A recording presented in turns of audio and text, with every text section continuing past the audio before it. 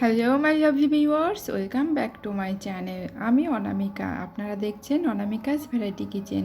Anamika's variety কিচেনের নতুন রেসিপিতে আপনাদের সকলকে অনেক অনেক স্বাগত জানিয়ে আজকের রেসিপিটি শুরু করছি। আশা করি আমার সকল বন্ধুরা ভালো আছেন এবং সুস্থ আছেন।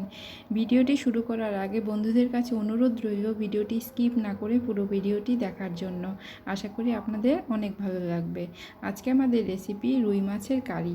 তার জন্য এখানে আমি রুই মাছের পেটিগুলো নিয়ে নিয়েছি। আপনারা যে কোনো রকমের পিস দিয়ে এটা করতে পারেন। তো রুই মাছের পেটিগুলোকে আমি পরিষ্কার করে ধুয়ে নিয়ে নিয়েছি। এবার মাছের মধ্যে আমি সামান্য লবণ এবং সামান্য হলুদ গুঁড়ো দিয়ে এটাকে মেখে নেব। মেখে আমি 5 মিনিট রেখে দেব। অন্যদিকে কড়াইতে আমি সর্ষের তেল গরম করতে বসিয়ে দিয়েছি।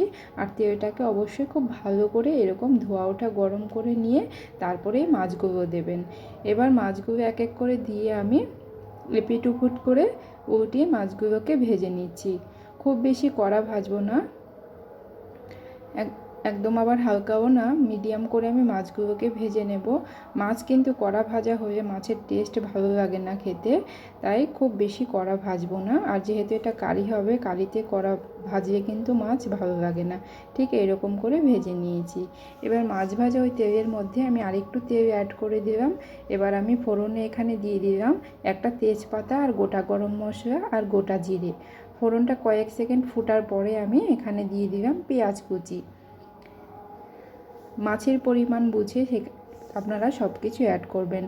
মাছের পরিমাণ কম বেশি হয়ে পেঁয়াজ এবং সমস্ত মশলার পরিমাণটাও আপনারা সেভাবে বুঝে দেবেন। এখানে আমি পেঁয়াজটাকে হালকা করে একটু ভেজে নিয়েছি। এবার আমি দিয়ে দিলাম আদা ও রসুন পেস্ট। তারপরে আমি এখানে দিয়ে দিব টমেটো কুচি। এবার আমি এখানে দিয়ে দিব স্বাদ অনুযায়ী লবণ। এই সময় লবণটা দিয়ে দিলে টমেটোটা খুব তাড়াতাড়ি গলে যাবে এবং আমাদের মশলাটা কষাতেও খুব ভালো হবে। আর ঝালের জন্য আমি এখানে কাঁচা লঙ্কা বাটা দিয়ে দিলাম। আপনারা যদি কাঁচা লঙ্কা না খান শুকনো লঙ্কাও দিতে পারেন। এবার আমি এখানে খুব ভালো করে সমস্ত কিছু মিশিয়ে দিলাম। মিশিয়ে এবার এটাকে আমি 3-4 মিনিট নাড়াচাড়া করে কষিয়ে নেব। একটু টাইম নিয়ে, আর এই সময় গ্যাসের ফ্লেমটা মিডিয়ামে রেখেছি। একটু টাইম নিয়ে মশলাটাকে কষালে কিন্তু এটা টেস্ট খুবই ভালো আসে। একঘেয়ে মাছের ঝোল খেতে যখন ভালো লাগে না, এরকমভাবে কম তেল মশলায় একটু কারি করে নেবেন, গরম ভাতের সঙ্গে কিন্তু বেশ ভালো লাগে খেতে। এবার আমি দেখুন 3-4 মিনিট মশলাটাকে খুব ভালো করে কষিয়ে নিয়েছি। টমেটোটাও দেখতে পাচ্ছেন অনেকটা নরম হয়ে গেছে। এবার আমি এখানে দিয়ে দিলাম জিরের গুঁড়ো, তারপরে দিয়ে দিলাম হলুদ গুঁড়ো। একটু ভালো কালারের জন্য আমি কাশ্মীরি লঙ্কার গুঁড়ো দিয়েছি। কাশ্মীরি লঙ্কার গুঁড়ো কিন্তু ঝাল হবে না, জাস্ট কালারটা দেখতে ভালো হবে তার জন্য দিলাম। আর ঝালের জন্য আমি কাঁচা লঙ্কা বাটা আগেই দিয়ে দিয়েছি। এবার এই মশলাটাকে খুব ভালো করে কষিয়ে নেব। তার জন্য আমি এখানে সামান্য একটু জল দিয়ে দিলাম। মিক্সিতে আমি কাঁচা লঙ্কাটা পেস্ট করেছিলাম, সেই মিক্সির ধুয়ে জলটাই আমি এখানে দিয়ে দিলাম। এবার আমি এটাকে 4-5 মিনিট খুব ভালো করে কষিয়ে নেব। গ্যাসের ফ্লেমটা কিন্তু হাই করে কষাবেন না মশলা কখনোই, তাহলে মশলার কালার এবং কষানো কোনোটাই ভালো হবে না। সেক্ষেত্রে রান্নাটা দেখতেও ভালো লাগবে না, খেতেও ভালো লাগবে না। 4-5 মিনিট মিডিয়াম ফ্লেমে আমি কষিয়ে নিয়েছি। মশলা থেকে তেল ছেড়ে দেওয়ার পরে এখানে আমি জল অ্যাড করে দিলাম।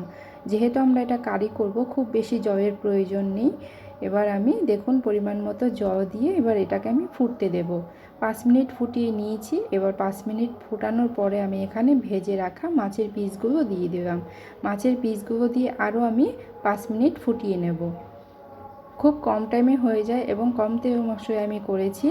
আপনারা একবার হয়ে এভাবে করে দেখবেন, খেতে কিন্তু বেশ ভালো লাগে। এটা আপনারা ফ্রাইড রাইসের সঙ্গেও খেতে পারেন বা সাদা ভাতের সঙ্গেও খেতে পারেন, বেশ ভালো লাগে খেতে। দেখুন 5 মিনিট ফুটিয়ে নেওয়ার পরে অনেকটাই ঘন হয়ে গেছে। কারিটার একদম আমাদের কিন্তু রেডি হয়ে গেছে। এবার আমি এখানে সবশেষে দিয়ে দেব গরম মশলা গুঁড়ো। গরম মশলা গুঁড়ো দিয়ে আমি রান্নাটাকে শেষ করছি। এরই মাঝে মনে করিয়ে দিই, যে সকল বন্ধুরা এখনও আমার চ্যানেলটিকে সাবস্ক্রাইব করেননি, প্লিজ চ্যানেলটিকে সাবস্ক্রাইব করে দেবেন। ভিডিওটি ভালো লাগলে একটি লাইক দিয়ে বন্ধুদের সঙ্গে শেয়ার করে দেবেন। আর কমেন্ট করে জানাতে ভুলবেন না কেমন লাগলো আজকে এই রুই মাছের কারির রেসিপিটি। আপনাদের কমেন্টের অপেক্ষায় রইলাম। এবার আমি সার্ভ করে দিচ্ছি। ভিডিওটি শেষ পর্যন্ত দেখার জন্য সবাইকে অসংখ্য ধন্যবাদ। দেখা হবে নতুন কোনো রেসিপির সাথে। সবাই ভালো থাকবেন, সুস্থ থাকবেন এবং অনামিকাস ভ্যারাইটি কিচেনের পাশে থাকবেন। আর একবার হলো এই রেসিপিটা বাড়িতে ট্রাই করে দেখবেন। আমি যে প্রসেসে রান্নাটা করলাম, আশা করছি আপনাদের অনেক ভালো লাগবে। গরম ভাত বা ফ্রাইড রাইসের সঙ্গে পরিবেশন করুন, সবারই খুব পছন্দ হবে। ভালো থাকবেন, সুস্থ থাকবেন। বাই।